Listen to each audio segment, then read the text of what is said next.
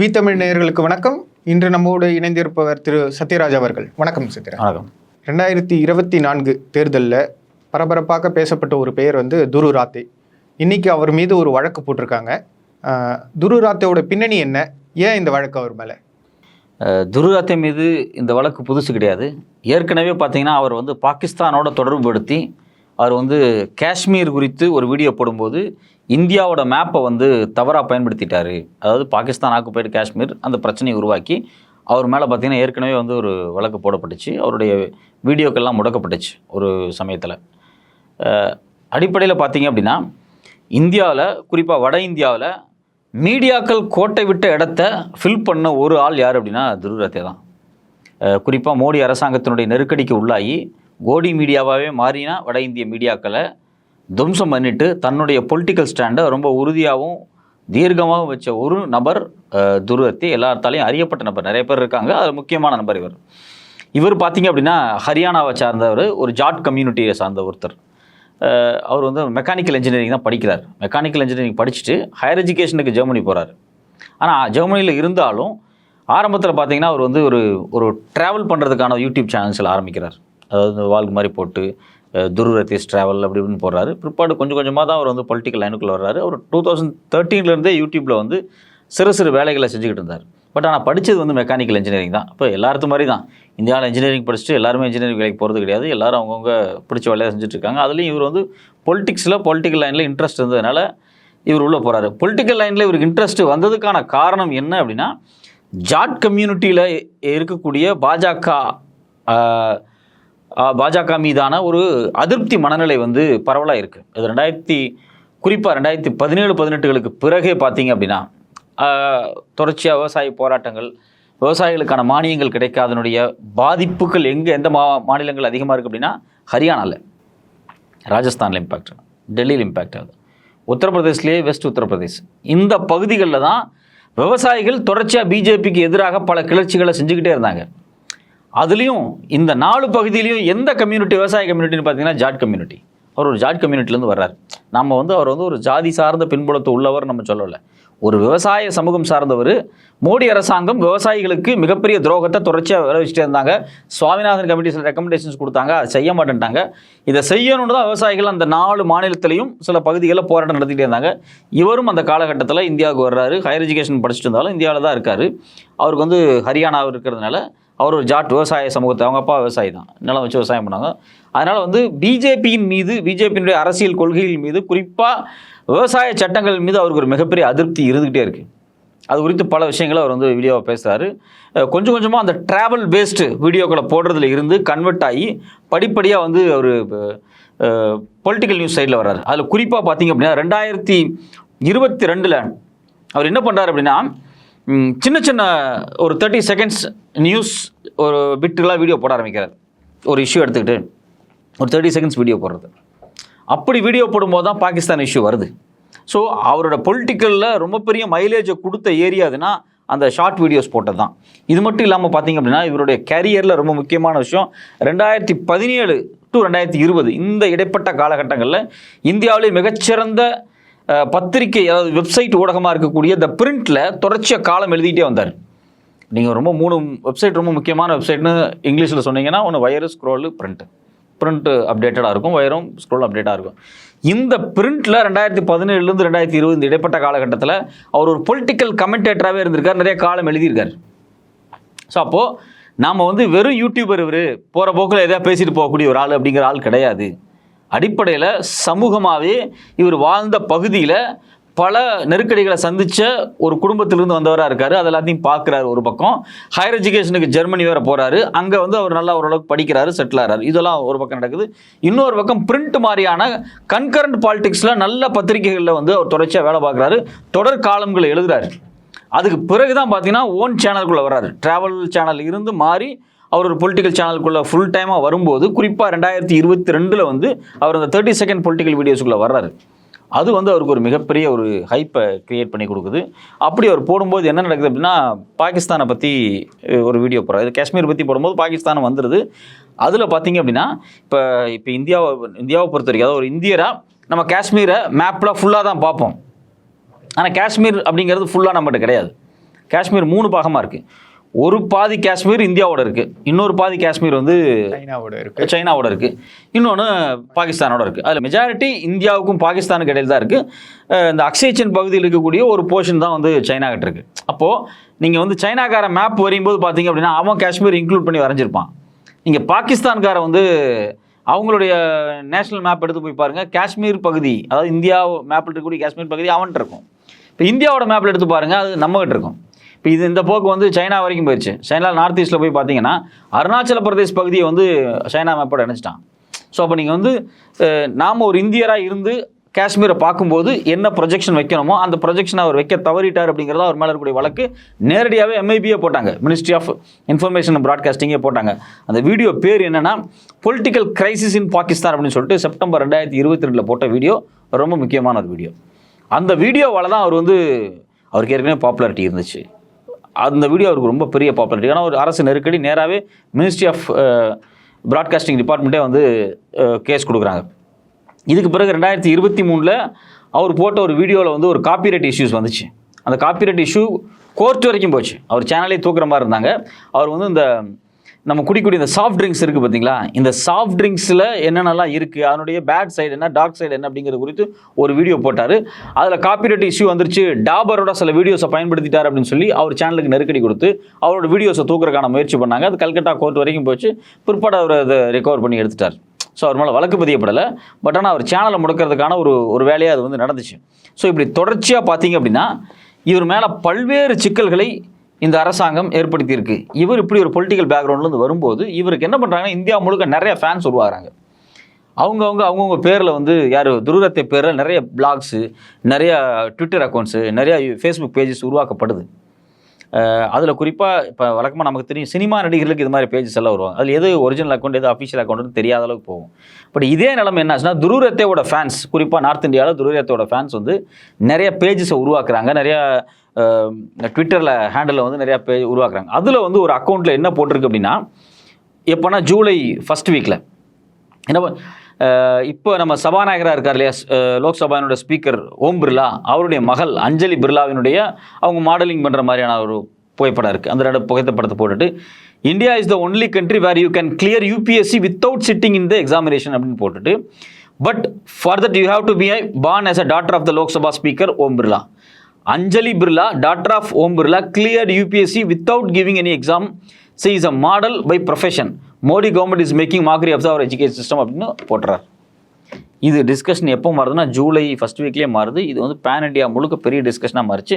அவர் இந்த ட்விட்டை போட்டது ஜூலையில். ஆனால் ஆக்சுவலி பார்த்தீங்கன்னா 2021 இந்த பிரச்சனை ஸ்டார்ட் ஆயிடுச்சு. 2021 ஓம் பிர்லாவினுடைய மகள், ஆனால் அன்னைக்கு இவர் தான் ஸ்பீக்கர். 2019 இவர் தான் ஸ்பீக்கராக இருக்கார்.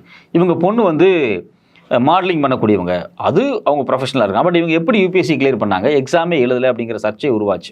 இப்போ இந்த ட்விட்டை போட்டதுக்கப்புறம் இந்த ட்விட் இந்தியா முழுக்க பரவலாக்கப்பட்டுச்சு. இன்றைக்கி இவர் மேலே மகாராஷ்டிராவினுடைய சைபர் கிரைம் வழக்கு போட்டது அஞ்சலி பிர்லாவுக்காக தான். நீங்கள் வந்து தப்பான விஷயத்தை சொல்லிட்டீங்க. அஞ்சலி பிர்லா அவங்க வந்து regular union public service commission எக்ஸாமில் அப்பியர் ஆகி பாஸ் பண்ணி வந்திருக்கக்கூடியவங்க அப்படின்னு ஆதாரத்தோடு போட்டு அவங்க எந்த ரோல் நம்பரில் பரிச்சு எழுதுனாங்க என்ன ஏதுன்னு எல்லாத்தையும் போட்டுட்டு இந்த ட்விட்டை போட்டதுக்காக இவர் மேலே வந்து வழக்கு போட்டிருக்காங்க. இந்த ட்விட்டர் ஹேண்டில் பண்ணுறது துருரத்தை கிடையாது, அவருடைய ஃபேன்ஸ். அதில் இருக்கவங்க ஆமாம் இன்ஃபர்மேஷன் மிஸ்டேக் ஆகிடுச்சு, நாங்கள் இதை டெலிட் பண்ணிட்டோம் அப்படின்னு சொல்லி அவங்க மன்னிப்பு கேட்டு டெலிட்டும் பண்ணிட்டாங்க. மன்னிப்பு கேட்டு டெலிட் பண்ண ஒரு ட்விட்டர் ஐடியை ஒரு காரணமாக வச்சு இன்றைக்கி வந்து துருரத்தை மேலே வந்து வழக்கு போட்டிருக்காங்க. இப்போ ஓம் பிர்லாவினுடைய பொண்ணு உண்மையிலேயே IAS ஆஃபீஸர், ஆனால் உண்மையிலேயே அவங்க IAS பாஸ் பண்ணவங்க தான், அதில் மாற்றுக்கிறது கிடையாது.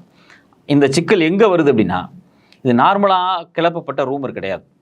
ஏன் அப்படின்னா ரூமர் கிளப்புற அளவுக்கு ஒரு துருரத்தை ஒன்றும் மட்டமான ஆள் கிடையாது. வட இந்தியாவில் பிஜேபி தொடர்ச்சியாக பொய் செய்திகளை பரப்பிக்கிட்டே இருக்கும்போது இவர் என்ன பண்ணுறாருன்னா துருரத்தை ஒரு சேனல் ஆரம்பித்தார், P நியூஸ் அப்படின்னு சொல்லிட்டு. ஃபேக் நியூஸஸை மட்டும் அட்ரஸ் பண்ணுறதுக்காகவே அவர் இந்த நியூஸ் சேனலில் வச்சுருந்தார். ஸோ அப்போ ஃபேக் நியூஸினுடைய சீரியஸ்னஸ் துருரத்தைக்கு தெரியும். அவருடைய வீடியோஸ்லேயே பல வீடியோஸில் பல ஃபேக் நியூஸுக்கு ரிப்ளைஸ் கொடுத்துருக்காரு. ஃபேக்ட் செக்கிங் டீம் அப்படிங்கிற ஒரு டீம் கடந்த 5 வருஷமாக இந்தியாவில் இவ்வளோ சீரியஸாக இவ்வளோ பரவலாக வேலை பார்க்குறதுக்கு காரணம் என்னென்னா பிஜேபியும் மோடியும் தான். இப்போ தமிழ்நாடு அரசாங்கமே ஃபேக்ட் செக் டீம் வச்சுருக்காங்க.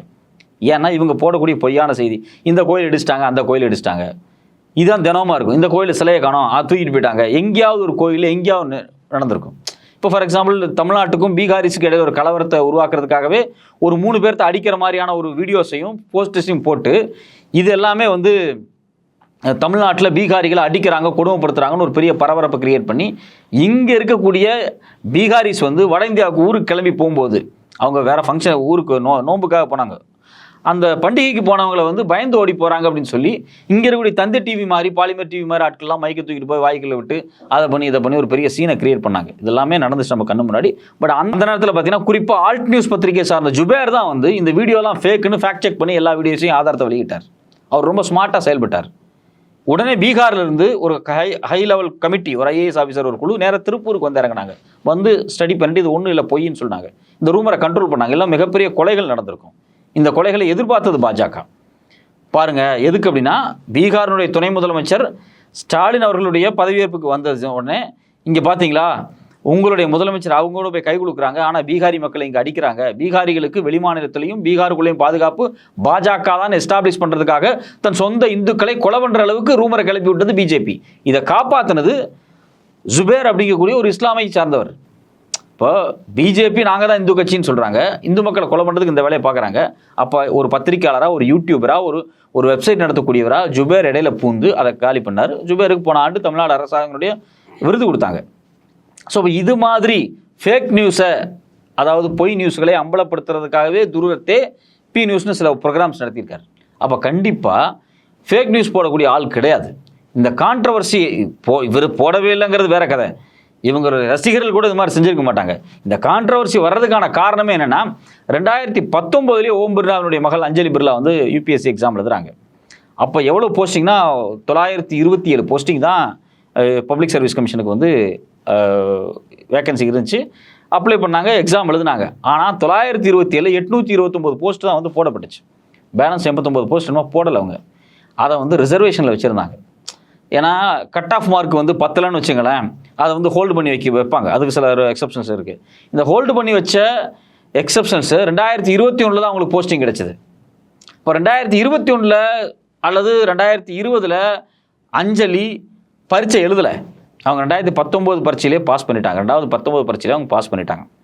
20 அவங்க அப்பியர் ஆகலை. ஆனால் 21 அவங்களுக்கு போஸ்டிங் கிடைக்கும் போது இயல்பாகவே நினைப்பாங்க, 20 பரீட்சை எழுதாமல் எப்படி போஸ்டிங் கிடைச்சுன்னு நினைப்பாங்க. எடுத்து கம்பேர் பண்ணி பார்க்கும்போது இந்த பொண்ணு எப்படி வந்து பாஸ் பண்ணிச்சு அப்படிங்கும்போது ஒரு ரூமர் கிளம்புது.